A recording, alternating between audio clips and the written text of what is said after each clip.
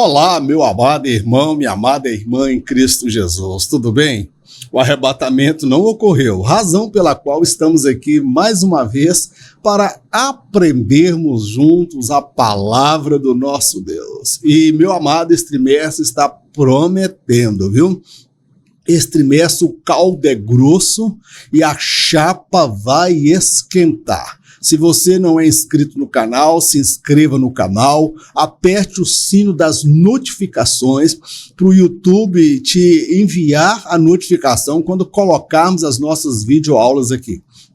E sempre aos sábados, às 19 horas, aqui no canal, nós estamos comunicando a palavra de Deus com o tema Repassando a Lição. Ali nós estamos dando uma repassada na lição para os professores que estarão ministrando a lição no dia seguinte. E hoje nós vamos dar continuidade a esse tema. O tema desse trimestre é a Igreja e o Império do Mal.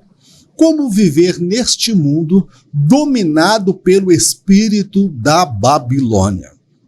Nós vamos ver que o inferno não está de braços cruzados. O inferno trabalha a pleno vapor com o espírito da Babilônia, que é o espírito da religião do engano, seduzindo nações, povos, seduzindo governos, líderes mundiais, muito bem articulados e arquitetados contra a Igreja do Senhor Jesus. E nós vamos compreender neste trimestre quais são as áreas de ação dentro da área da filosofia, das ideologias, do pensamento e da distorção da verdadeira doutrina bíblica. Tá bom, meu amado? Não perca, nos acompanhe semanalmente.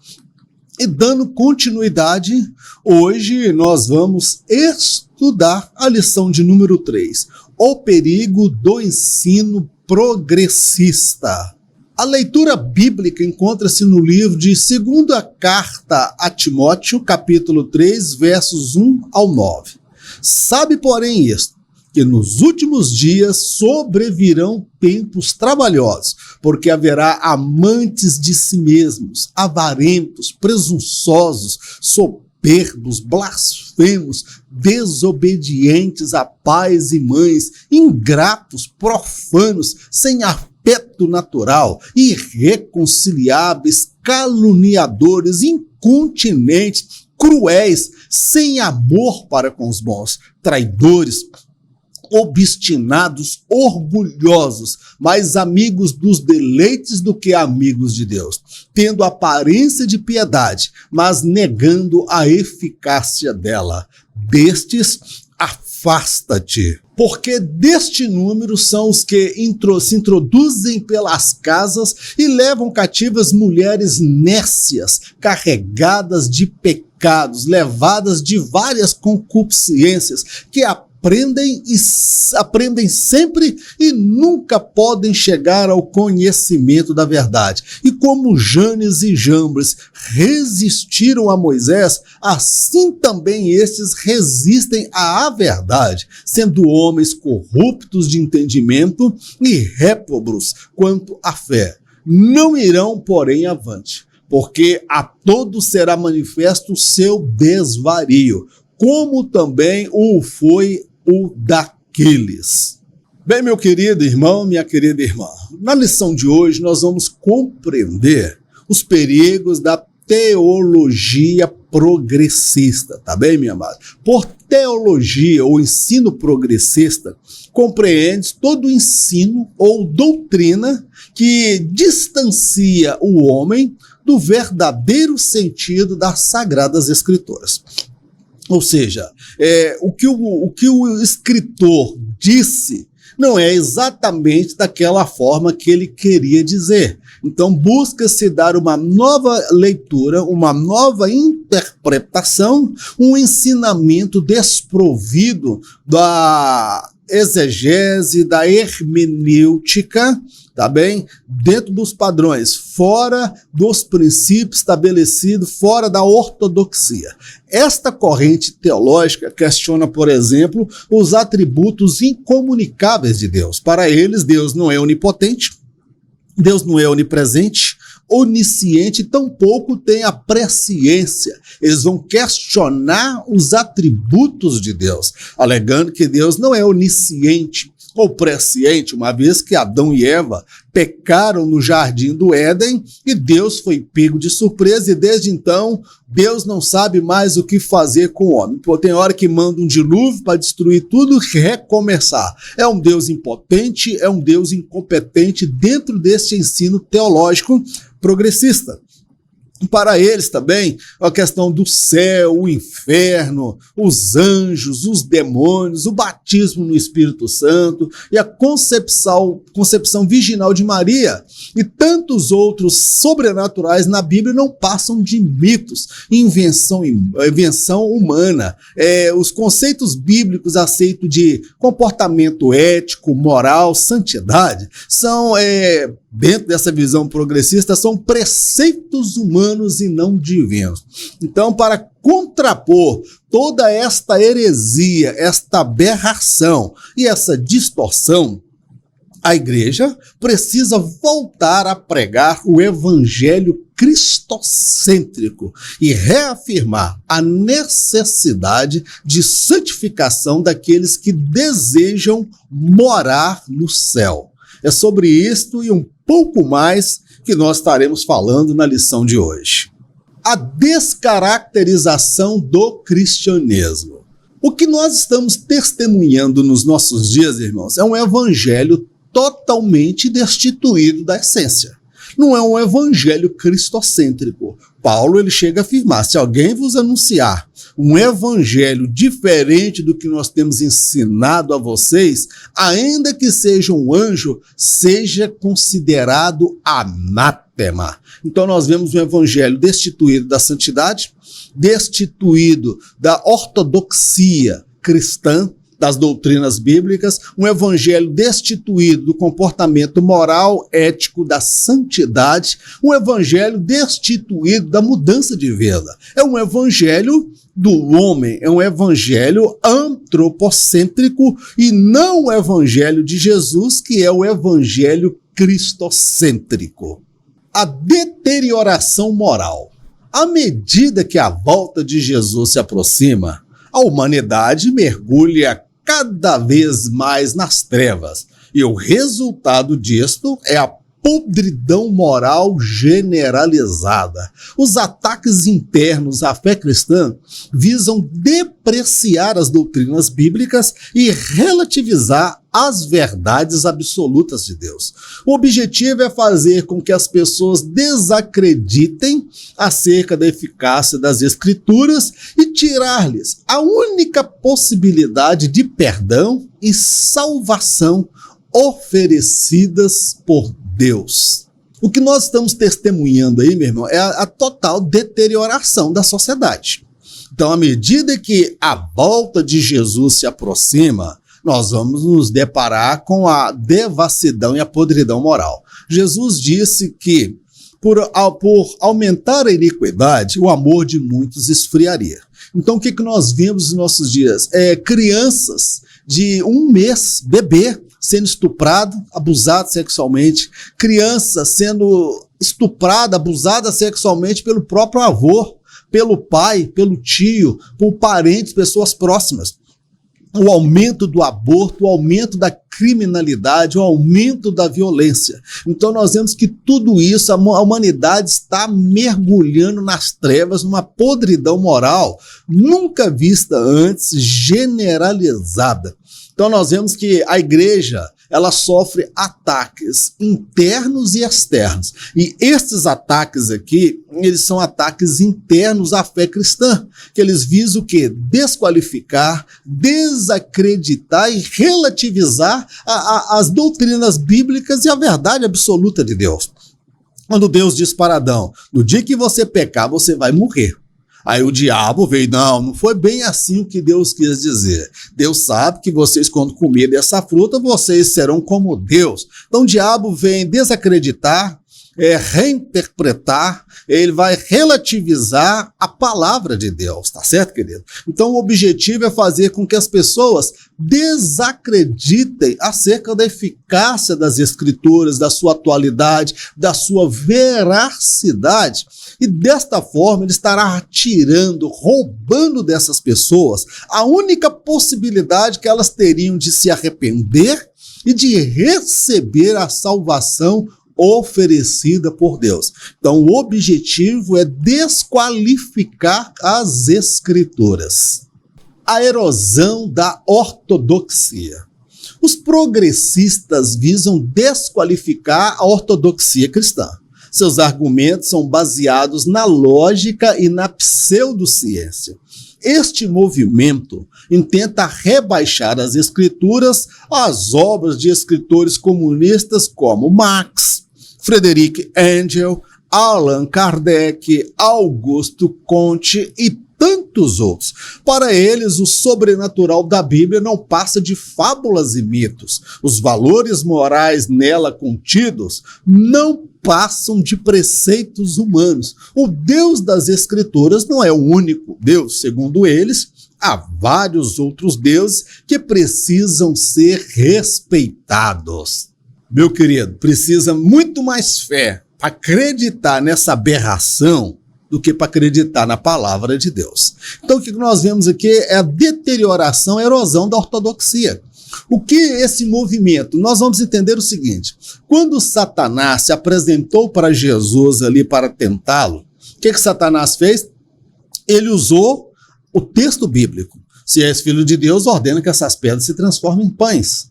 E Jesus o refutou. Também está escrito: nem só de pão viverá o homem. Ah, se tu és filho de Deus, lança-te daqui de cima, porque não está escrito que dará a ordem aos teus anjos para não tropeçar com teus pés em pedras? Então Satanás, ele vem, o quê? Questionando, reinterpretando, lançando dúvidas sobre a ortodoxia cristã. Então, é um argumento baseado na lógica e numa pseudociência. E dentro dessa lógica humana, dentro dessa pseudociência, esses teólogos, eles tentam desqualificar a Bíblia, ou então, pior, rebaixar a Bíblia como se fosse uma obra comum, como o valor que tem as supostas obras de Karl Marx, Friedrich Engels, Allan Kardec, pai do Espiritismo, Augusto Comte, pai do positivismo, e tantos outros autores. Então, o que eles estão querendo é tirar da Bíblia todo o sobrenatural. O machado de Eliseu que flutuou num cabo, no galho de uma árvore, as muralhas que caíram, a concepção virginal de Maria, o batismo no Espírito Santo, o céu e o inferno. Ou seja, estão querendo anular, tirar da mente das pessoas a crença no sobrenatural da Bíblia. Em relação aos valores, seriam valores morais arcaicos, que não passariam de preceitos impostos para o homem dentro daquela época, dentro daquela cultura. Então eles vão querer dizer também que a Bíblia, ela não é o único livro. Existem vários outros livros, como o Alcorão, o budismo, o shintoísmo. Segundo eles, há vários outros deuses que precisam ser respeitados e também reverenciados. Então, o que nós estamos vendo aí é uma verdadeira deterioração, corrupção das Sagradas Escrituras. É aquele famoso do politicamente correto, para respeitar as demais obras, as demais religiões e a opinião diferente da nossa. Corrupção da fé. Segundo os adeptos progressistas, a redenção oferecida por Jesus se aplica somente ao espírito do pecador. Sendo assim, ele seria livre para desfrutar dos prazeres da carne e dar vazão aos seus desejos carnais mais deploráveis. Nesse cenário, as virtudes da fé cristã dariam lugar aos vícios. Desta forma, não seria exigida a mudança de vida moral do pecador. Assim, o cristianismo seria apenas mais uma das muitas religiões que há no mundo. Este movimento, irmãos, ele é um movimento de inspiração satânica. Nós precisamos entender que por trás desses agentes das trevas existe uma mente pensante, o que vai dar a eles fonte de inspiração. Então, o que nós estamos vendo é a corrupção, é a contaminação da fé. Esses teólogos progressistas ou essas teologias, essas ideologias progressistas, ela compreende que o homem está num processo de evolução, ele precisa progredir, ele precisa transcender, ele precisa deixar para trás as coisas obsoletas, arcaicas, rude. O homem agora ele tem um novo pensamento, uma nova consciência.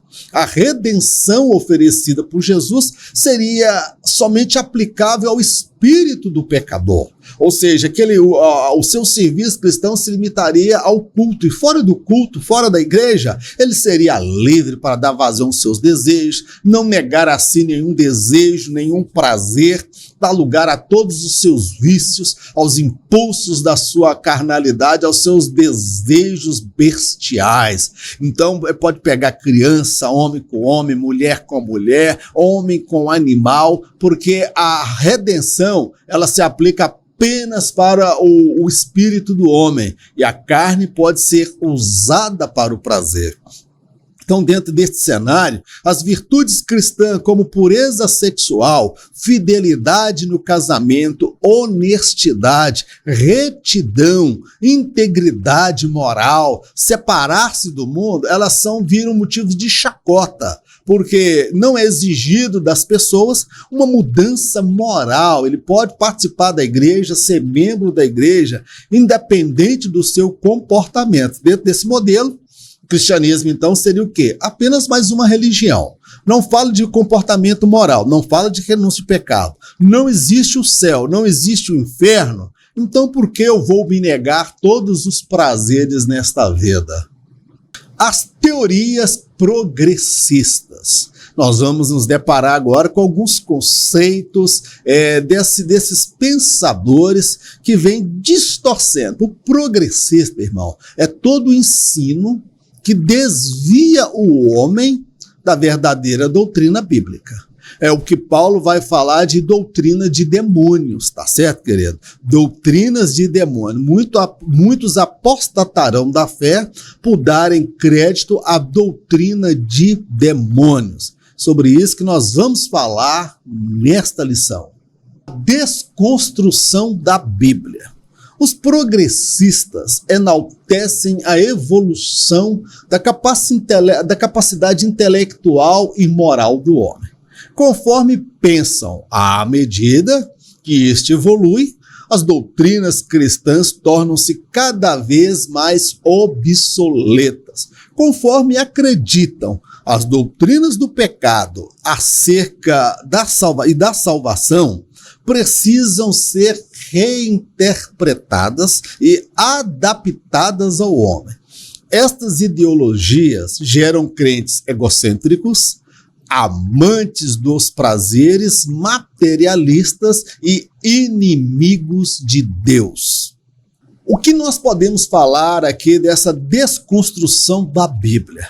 Meu irmão, essa teologia progressista, esse pensamento progressista, eles enaltecem a capacidade intelectual do homem e a sua capacidade moral de resolver todos os seus conflitos pessoais, sociais e as injustiças, as desigualdades. Conforme eles pensam, à medida que o homem vai evoluindo, ele vai ficando mais culto, vai ficando mais conhecedor das questões éticas, morais, as questões sociais, ele vai se tornando um ser mais elevado. E à medida que ele evolui, as doutrinas cristãs vão se tornando obsoletas, arcaicas e ultrapassadas. Conforme eles pensam, essas doutrinas, principalmente a doutrina do pecado, E a doutrina da salvação, elas precisam ser reescritas. Ali, afinal de contas, um homem com um homem, uma mulher com a mulher, o velho com uma criança, é a mulher que faz o aborto por conta da sua promiscuidade. Nada disso é pecado. Essas pessoas precisam ser enquadradas, essas pessoas não podem ser deixadas de lado. A mensagem do evangelho não pode ser uma mensagem exclusivista, de segregação. Temos que pregar o evangelho da inclusão. Então, essas doutrinas doutrinas que visam agradar o homem e enquadrar o homem pecador dentro da doutrina bíblica, sem que ele precisa mudar de vida, tá bem, querido? Então, essas doutrinas, elas vão gerar crentes egocêntricos, amantes dos prazeres materialistas e inimigos de Deus. Ou seja, mesmo estando na igreja, onde deveria ser o lugar para ser tratado, liberto, santificado, transformado, essas pessoas vão entender que não precisam nada disso. Então vão se tornar crentes egoístas, amantes dos prazeres, dominados pelos vícios, materialistas que só pensam no aqui e agora, e inimigos de Deus, pois conhecendo a verdade, vivem a mentira. O teísmo aberto.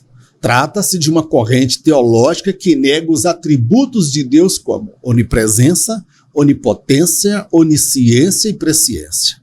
Nos círculos teológicos, este termo é conhecido como a teologia da abertura ou a abertura de Deus.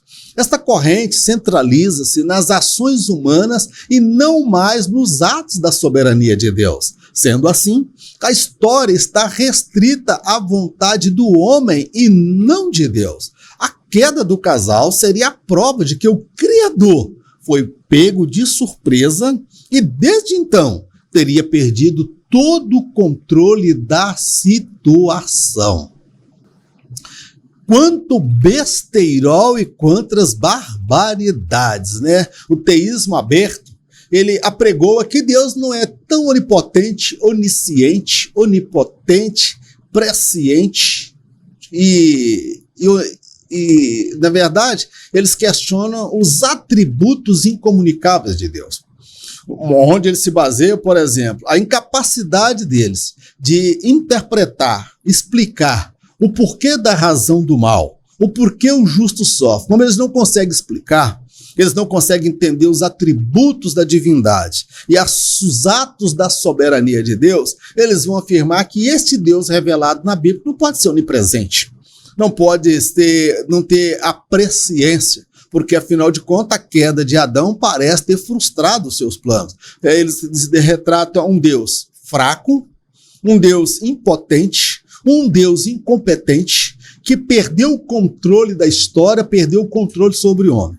E por não conseguir controlar o homem, o que ele faz? Ele manda o dilúvio para destruir e recomeçar para ver se os que vão chegar depois vão obedecer. E se não obedecer, ele vai depois trazer o juízo sobre esta geração e possivelmente vai levantar uma outra família, ou seja, seria um ciclo sem fim. Então, essa teologia, ela vai questionar os atributos da divindade e ela vai focar a história da humanidade a partir das decisões humanas, como se Deus não tivesse o controle sobre a história. Esse teísmo aberto, ele vai questionar, por exemplo, a doutrina da escatologia, que é os últimos fatos em relação à história humana aqui na Terra. Então, meu amado, nós vemos aí uma verdadeira deturpação, tá bem? Deus não foi pego de surpresa, ele tem um controle absoluto. A queda de Adão e Eva saiu fora do propósito original do Criador, como também a morte, a doença, as injustiças sociais e a violência. Todavia, o mundo não fugiu ao controle de Deus. Ele tem um controle absoluto, ele é Senhor da história. A teologia da demitologização trata-se de um viés teológico, segundo o qual a Bíblia estaria repleta de mitos e, por isto, seria necessário retirar ou reinterpretar esses mitos. E só assim ela estaria digna de aceitação. Desta forma, apenas um grupo seleto teria a autoridade para definir o que é reto e o que não é mito nas Escrituras. Assim, o céu e o inferno, a tentação, os demônios, o batismo no Espírito Santo, a concepção virginal de Jesus e tantos outros sobrenaturais da Bíblia seriam vistos apenas como mito e nada mais do que isto. É uma proposta tão audaciosa, eles compreendem o seguinte, alguma corrente de teólogos, que a Bíblia está cheia de mitos. O que é mito? É uma forma, uma estratégia usada pela religião, segundo eles, para comunicar uma verdade, um conceito, uma lei, tá certo? Mas esses mitos não são reais, não são verdadeiros. A questão do céu e inferno é para meter medo no pecador, para que ele não venha viver uma vida errada. A tentação também não existe, porque o homem não é tentado. O homem, ele é dono do seu livre-arbítrio. Os demônios seria também uma invenção humana para explicar a violência e as injustiças sociais, tá bem? Batismo no Espírito Santo não existe. Jesus, ele é o descendente comum do homem com a natureza pecaminosa, porque Maria não ficou grávida pelo Espírito Santo. Então, esse movimento, ele compreende que esses mitos na Bíblia, o machado de Eliseu que flutuou, as muralhas que caíram, o mar vermelho que se abriu, o rio Jordão que abriu ao meio, Elias foi arrebatado, foi elevado ao céu, Enoque, isso tudo é mito. E dentro desse contexto, apenas os intelectuais, os doutores em divindades, as mentes preparadas, aí nós vamos voltar lá naquela questão do gnósticos, né? Eles acreditavam naquela época que só os seres mais iluminados detinham o conhecimento para alcançar a salvação. É a mesma coisa, porém com uma nova roupagem. Somente eles podem definir o que é mito e o que não é mito. Somente eles podem definir, estabelecer o que é padrão moral e o que é preceito humano. Aí, meu amado, a Bíblia, ela é o quê? Desconfigurada, todo sobrenatural de Deus não existe, seria mito. Então a Bíblia seria apenas mais um livro.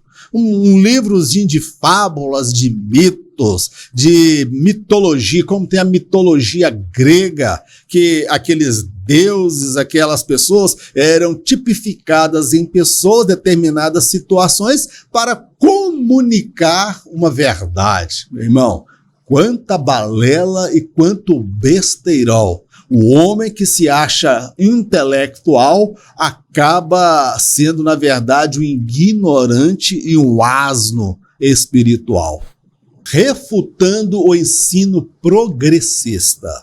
Nós vimos aí esses ensinos questionando as verdades bíblicas, a doutrina do pecado, a doutrina da salvação, a doutrina da santificação, a doutrina da escatologia. Então, como que a igreja deve se posicionar diante dessas aberrações, desse ensino progressista? Meu irmão, é reafirmando a autoridade das Escrituras, é voltando a mensagem, o evangelho cristocêntrico, o evangelho da cruz, o evangelho do Calvário, o evangelho da santificação, da mudança de vida e abandono do pecado. Reafirmando a autoridade da Bíblia.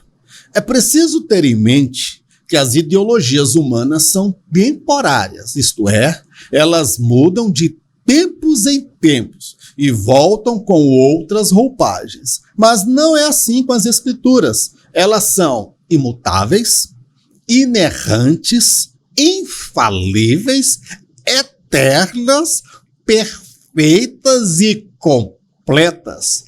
A Bíblia é o livro, é o princípio da sabedoria e do conhecimento, a bússola que aponta para o céu. Aleluias! Glórias ao nosso Deus!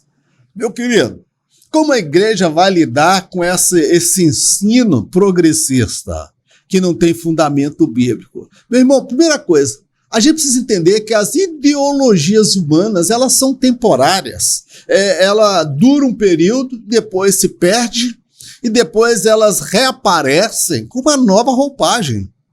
O Paulo, nos seus dias, e João, eles travaram uma batalha com os gnósticos. Eles afirmavam que Jesus não veio em corpo, que Jesus não veio em carne. Eles afirmavam que a salvação não se dava somente na pessoa de Jesus. Eles não acreditavam que Jesus era o líder, o cabeça da igreja, que só alcançava a salvação quem tinha um pensamento, um conhecimento espiritual elevado, só os seres iluminados. Então, essas questões, elas sempre voltam com roupagens diferentes. Então, assim não é com a Bíblia. A mensagem da Bíblia é a mesma. Como Paulo e João venceram o pensamento gnóstico, pregando as Escrituras, reafirmando as Escrituras. A Bíblia, irmãos, ela é imutável, ela não muda. Ela não precisa ser reescrita, ela não precisa se adaptar ao homem. O homem é que precisa se adaptar às Escrituras, meu irmão. A Bíblia, ela é inerrante, não existe erro na Bíblia. Agora, nós precisamos entender que o texto original, lá dos manuscritos, não tem erros. Agora, existem dificuldades de entendimento de várias passagens, Existem alguns enigmas na Bíblia, sim, existem. Agora, nós precisamos entender, a Bíblia é inerrante, infalível. Quando a Bíblia fala de ciência, ela não erra. Quando a Bíblia fala de geografia, ela não erra. Quando a Bíblia fala de história, ela é precisa. Até hoje, não foi possível provar alguma falha na Bíblia, na sua doutrina, porque a Bíblia, ela é eterna. A Bíblia fala com muita precisão acerca da criação do universo, da sequência da criação do homem. A Bíblia já falava há muito tempo, desde o começo, no livro de Gênesis, que o homem veio do pó da terra. E não por acaso a ciência compreende que os mesmos elementos químicos que tem num punhado de terra são os mesmos elementos químicos que estão presentes no corpo do homem, na formação do homem, meu irmão. Então a Bíblia, ela é o livro que é o princípio da sabedoria e do conhecimento, o temor do Senhor. É o princípio da sabedoria, do conhecimento. A Bíblia, ela é a bússola que aponta para o céu. A Bíblia é cristocêntrica. Jesus, ele é o caminho, a verdade e a vida. E ninguém vai a Deus se não for por ele. Amém? Glórias a Deus. Ensinando as doutrinas bíblicas, a bem da verdade. Muitas igrejas padecem de um ensinamento genuinamente cristocêntrico. As teologias humanas visam agradar o homem e lhe promete um céu aqui na terra. Jesus ensinou que seria necessário renunciar a este mundo e até a própria vida. A mensagem cristocêntrica tira o pecador do mundo e o torna cidadão do céu. Ela glorifica e enaltece ao Senhor Jesus. A igreja precisa reafirmar as doutrinas bíblicas. Agora, as doutrinas bíblicas, irmãos, elas são cristocêntricas.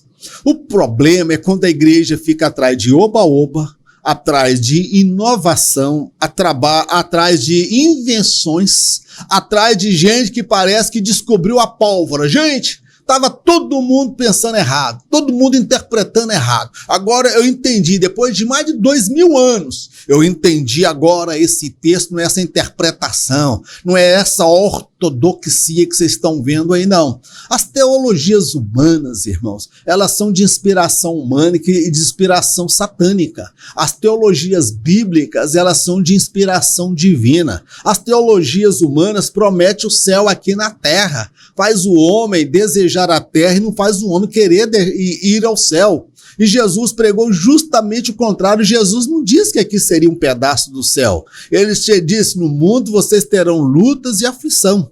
Ele disse que seria necessário, aquele que não ama pai, não ama, que ama pai, ama mãe, ama filhos mais do que a mim, não é digno de mim. Aquele que quiser vir após mim, tome a sua cruz, negue a si mesmo e me siga. Meu irmão, seguir a Jesus é abrir mão.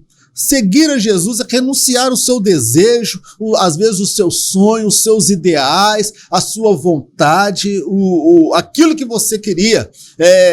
Andar com Jesus, meu irmão, é abrir mão, tá certo? É abrir mão daquilo que é temporário para alcançar aquilo que é eterno, meu amado. Então, o caminho da salvação, ele envolve renúncia, abandono do pecado, você crucificar o seu eu, você negar a si mesmo os seus desejos, os seus impulsos, a sua vontade. Por isso que a igreja precisa voltar para a mensagem cristocêntrica, porque esta mensagem cristocêntrica, ela tira o pecador do mundo e tira o mundo de dentro do pecador. A mensagem cristocêntrica, ela louva Jesus, glorifica Jesus e enaltece o nome do Senhor, e não ficamos aí atrás de congresso de Camboriú, congresso de Gideões, enaltecendo homens e pregadores e conferencistas internacionais,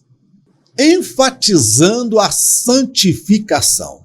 A pregação tira o pecador do mundo, mas a santificação tira o mundo de dentro dele.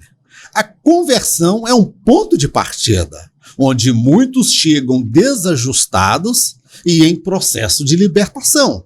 Mas após se abrirem continuamente à palavra de Deus e ao Espírito Santo, suas vidas são santificadas e transformadas de dentro para fora. Eu compreendo, irmãos, que há um equívoco em relação à doutrina da salvação. Nós falamos aqui muito da doutrina do pecado, a martiologia. Mas a doutrina da salvação, soteriologia, há muitos equívocos no nosso meio. Por exemplo, a conversão. Eu compreendo que a conversão é o ponto de partida. A conversão não é o fim em si. Porque a pessoa vem para a igreja, converteu, ele já é santo? Não. Ele é liberto? Não. Ele foi transformado? Não. A partir da conversão dá-se início ao processo de santificação, de libertação. À medida que ele vai se abrindo para a palavra, ele vai se santificando. Esse pecador que saiu do mundo vai deixando que o Espírito Santo e a palavra vai tirando o mundo de dentro dele.